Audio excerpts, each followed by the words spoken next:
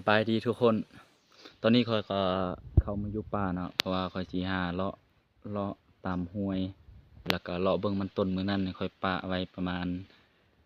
10 มื้อนี่แหละค่อยสิไปเบิ่งว่ามีตัวหยังมากินตัวหนูบ่หรือว่าตัวกระไนตัวกระรอกมากินบ่แล้วเป็นแนวใดมาติดตามรับชมนำกันเลยแล้วสิเลาะห้วยนี่เลาะยิงห้วยนี่เลาะตามห้วยว่าสิได้ยิงนกบ่หรือว่ายิงสัตว์หยังแดมาติดตามรับชมนำกันนะไป พาทุกคนเลาะห้วยนี่เพราะว่าตอนนี้ก็ประมาณ1 โมง2 โมงอาจจะมีตัวนกลงมากินน้ำแคมห้วยบ่หรือว่ามีสัตว์ลงมากินน้ำบ่แล้วจะค่อยจอบขึ้นไปเทิงว่าสิได้ยิงบ่หรือว่าบ่ได้ยิงไปเบิ่งนำกันเลย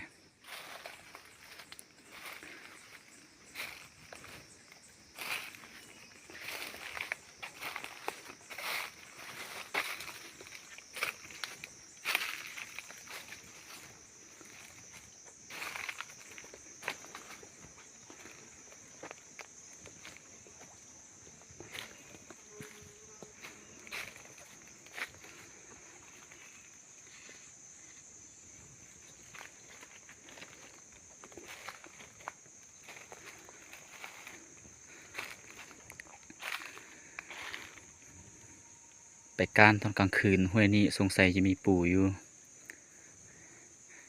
เดี๋ยวเบิ่งมื้อแลงบางทีจะการห้วยนี่อาจจะมีปู่หรือว่ามีกบห้วยกบน้อยกบห้วย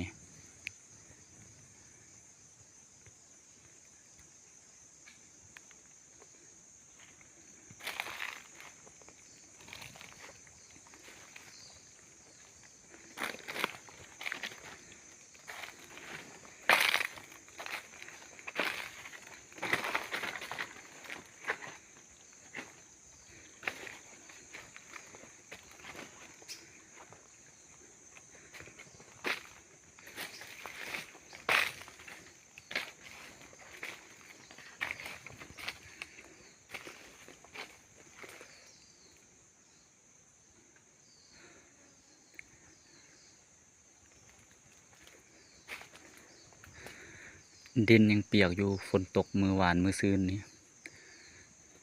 ตกแห้งสมควรเขตภูผาป่าไม้นี่ยังสุ่มอยู่ไปต่อได้ยิงอยู่ว่ายิงนก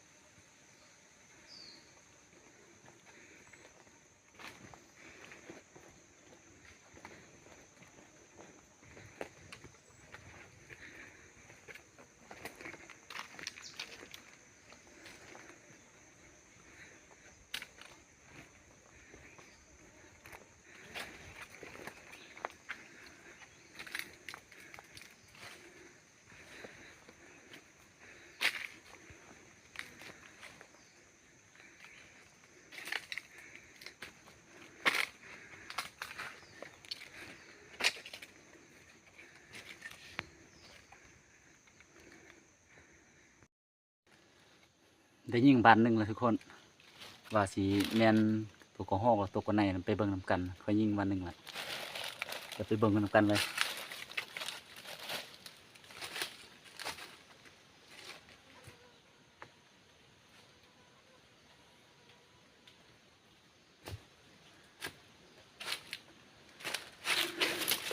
ตกกระไนตัวนึงมันแก้มแดง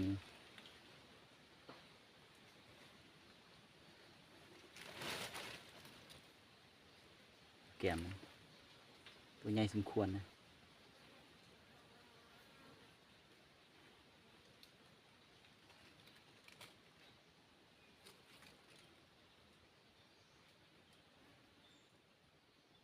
หมุนมัดอันนี้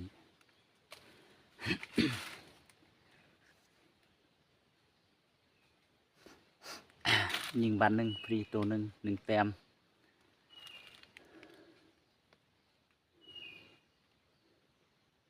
ค่อยเห็นเมื่อกี้ค่อยจับโทรศัพท์แล้วค่อยจอบเบิ่งเห็นแล้วพอดีปล่อยโทรศัพท์เลยพอดียิงบ่ได้ถ่ายตอนยิงให้ทุกคนได้เบิ่ง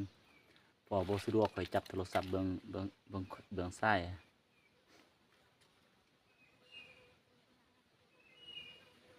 ไปต่อทุกคนว่าสิมื้อนี้สิมันจักตัวว่ามันนกจักตัวหอกจักตัวไปดูนำกันถือว่านัดแรกบ่พลาดเนาะเอาทุกคนตอนนี้ค่อยก็อยู่ฮอดบอนค่อยปลามันต้นแล้วเนาะ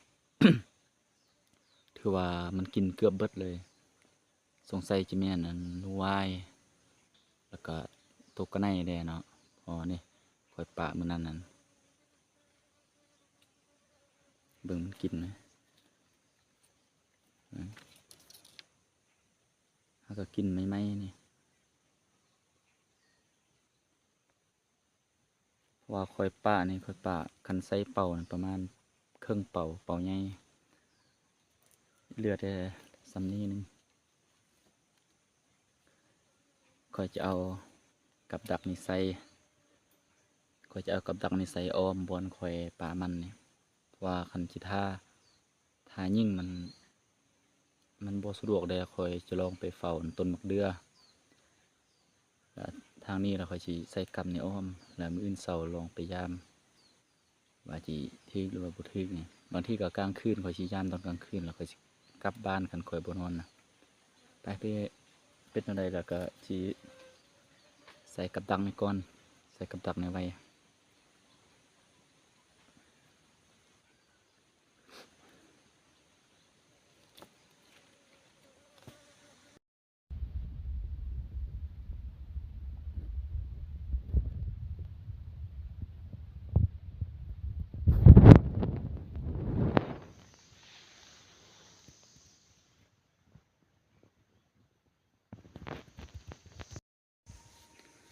เดี๋ยว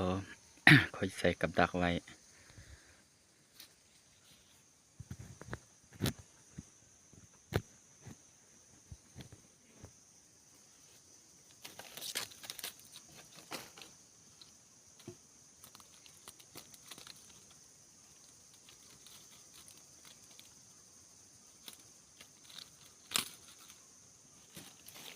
10 ลางทั้งหมดมี10 ลาง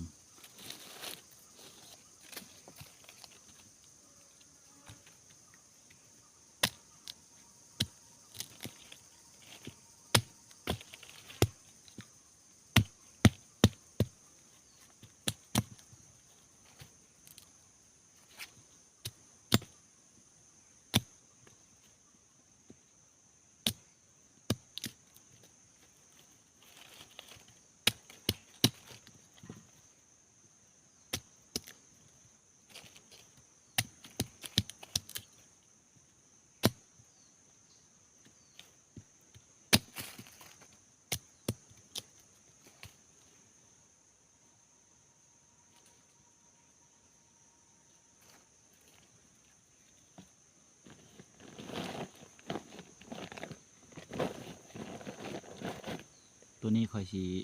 เอาไปเมียนเอาไปทิ่ม